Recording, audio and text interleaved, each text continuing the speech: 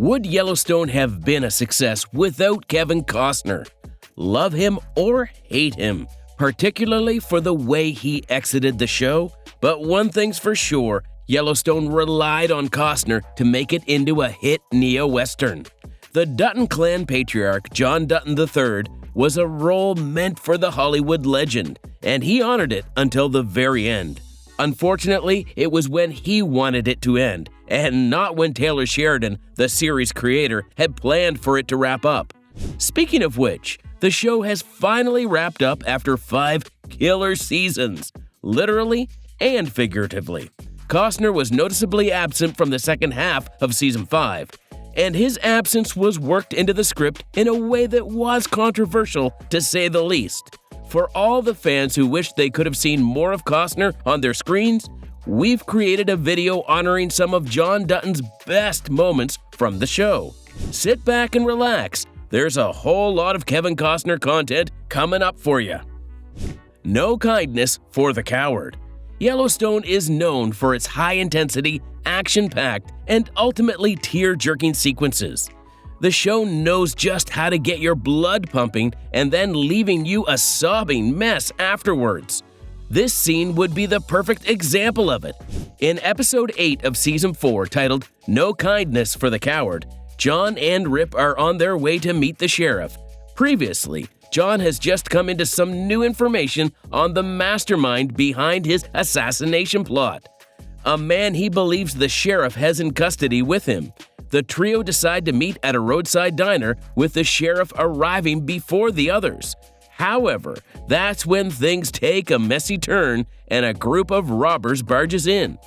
The robbers recognize the sheriff and tell him not to make a peep. In the meanwhile, they take the rest of the patrons hostage and wait for John and Rip to move away. They're fairly sure that neither John nor Rip have seen them or the guns they're holding. However, the Dutton-Wheeler duo have been in one shootout too many to know that something was amiss. Tricking the robbers into thinking they were in the clear, the two of them circle to the back of the diner and make their way in through the back door. Once inside, John starts firing at the robbers. Rip beats one up with what appears to be a crowbar, and the sheriff throws in a couple of rounds too. It was intense, but wait, the sad part is just about to come. In the middle of the shootout, the sheriff gets mortally wounded, and realizing that he might pass away at any moment, he begs John to help him call his daughter. 1 or 2 words in, and the sheriff unfortunately can't hold on for any longer. John's then left to break the sad news to a very confused and traumatized Debbie. The scene showed a couple of things. 1. John could tell that something was wrong when he pulled up to the diner. It's all part of having 10 by 10 intuition. Next, he also knew who to shoot at, where, and skillfully called out their bluff. He was also able to coordinate with Rip. Lastly, the scene showed the compassion that he had for the sheriff and his daughter, being there for him in his last few moments. Horses in heaven. The Dutton family is no stranger to loss, but have you ever wondered if they've grieved a loss? We know that Beth often grieves the life that was taken from her, the life of having kids of her own. However, after years of seeing the people around him pass away, most in the worst way possible, John's learned to keep his emotions suppressed.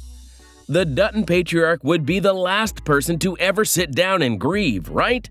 Well, in episode 4 of season 5, titled Horses in Heaven, fans get to see a whole other side of John. It's the devastating episode where Monica and Casey have to bury their child. Casey's trying to put up a brave face, but it's obvious that this loss has devastated Monica to an extent no one can comprehend, except John. That's right. The last person you'd expect to sit down with Monica and share in her sorrow, because he's been there too, is John. But that's exactly what happened. John tells Monica about the son that he buried, but more importantly, he tells her about Peter. When John was young, his mother gave birth to a premature baby named Peter.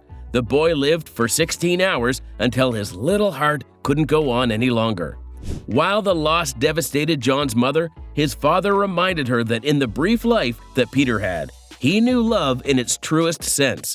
John told Monica that all the doctors could do back then was hand his brother back to his mother, alerting her that he was about to pass away.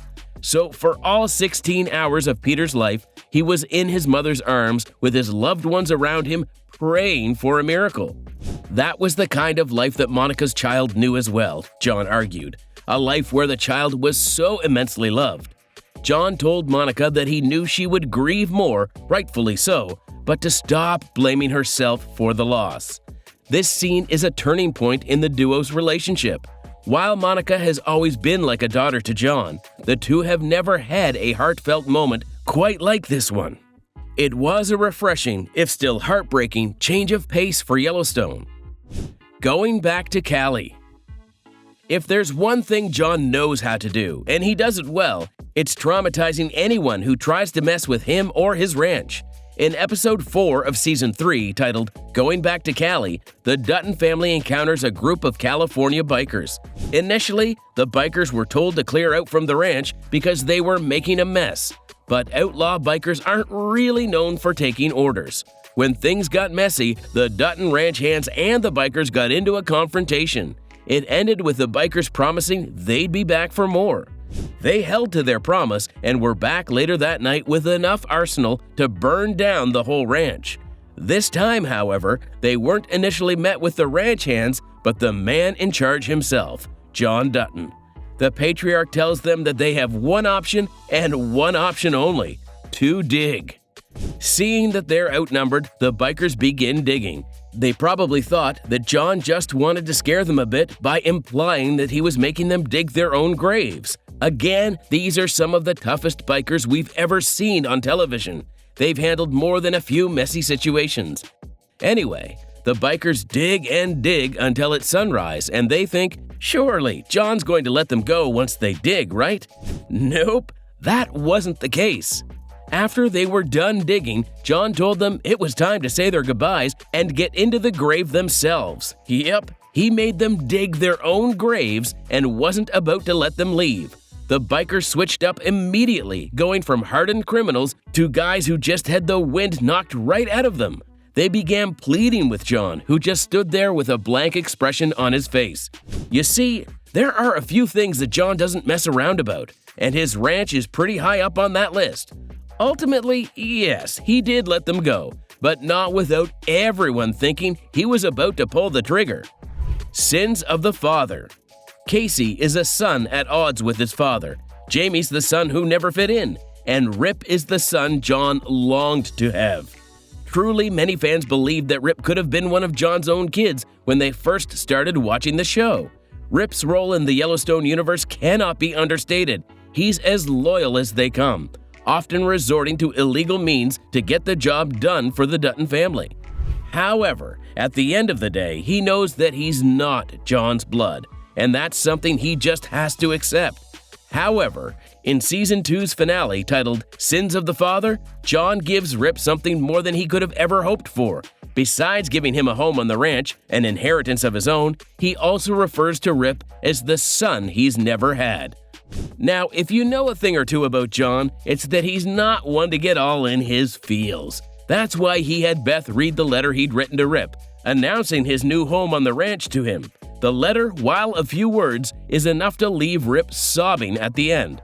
What are some of your favorite John Dutton moments from Yellowstone? Let us know in the comments. Be sure to give this video a thumbs up and subscribe for more.